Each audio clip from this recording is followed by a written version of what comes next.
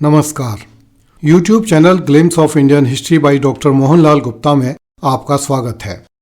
आप देख रहे हैं ऐतिहासिक धारावाहिक कैसे बना था पाकिस्तान। प्रस्तुत है 54वीं कड़ी, मुस्लिम लीग जिन्ना को लंदन से भारत ले आई।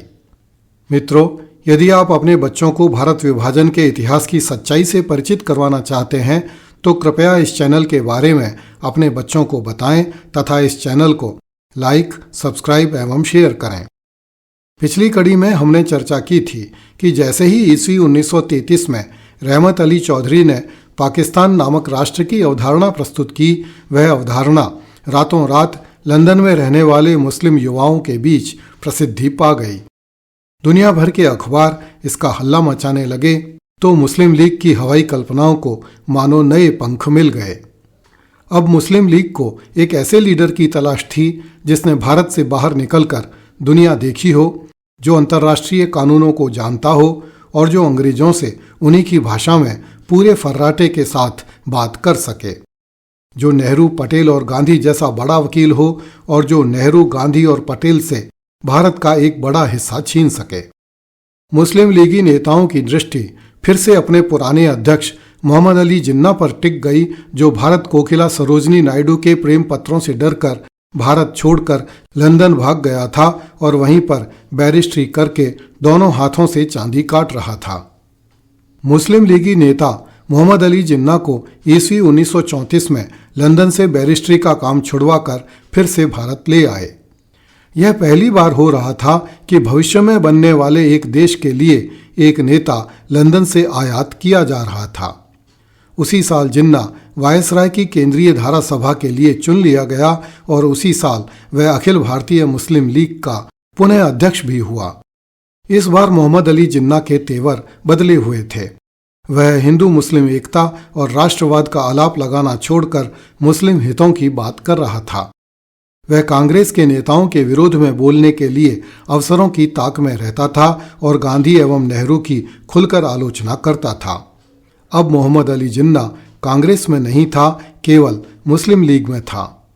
इस बार मोहम्मद अली जिन्ना भारतीय नहीं था, केवल मुस्लिम नेता था।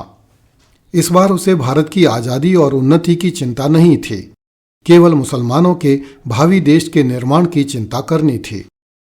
अब मोहम्मद अली जिन्ना के लिए पाकिस्तान एक असंभव सपना नहीं था, अपितु केवल यही एक सपना शेष रह गया था जिसे जिन्ना अपने जीवन काल में पूरा होते हुए देखना चाहता था। एक ओर जिन्ना और मुस्लिम लीग सांप्रदायिक राजनीति के खतरनाक चरण में पहुंच चुके थे, किंतु दूसरी ओर कांग्रेसी नेता बदली हुई परिस्थितियों को समझ नहीं पा रहे थे। वे हिंदू और मुसलमान दोनों को अपनी विरासत समझ रहे थे तथा मुस्लिम लीग और उसके नेता मोहम्मद अली जिन्ना दोनों को सिरे से नकार रहे थे। मोहम्मद अली जिन्ना को फिर से राजनीति में लौट आते हुए देखकर पाकिस्तान का स्वप्न देखने वाला रहमत अली चौधरी बुरी तरह से चिढ़ गया। वह जिन्ना को पसंद नहीं करता था। रहमत अली इस्लाम की परंपरागत वेशभूषा, भाषा और खान पान को ही मुसलमान होने की गारंटी मानता था, जबकि जिन्ना अंग्रेजी कपड़े पहनता था, अंग्रेजी भाषा में सोचता और बोलता था और अंग्रेजी शैली में बैठकर खाना खाता था। इसलिए रहमत अली की दृष्टि में जिन्ना असली मुसलमान नहीं था। रहमत अली ने पहले भी जिन्ना के विरुद्ध आग उगली थी, किंतु जब जिन्ना भारत छोड़कर इंग्लैंड में बैरिस्ट्री करने लगा था तो रहमत अली ने जिन्ना के विरुद्ध बोलना बंद कर दिया था। किंतु अब जबकि जिन्ना न केवल भारतीय राजनीति में लौट आया था, अपितु मुस्लिम लीग का अध्यक्ष भी बन गया था, इसलिए रहमत अली चौधरी ने जिन्ना के विरुद्ध हमले फिर से तेज कर दिए।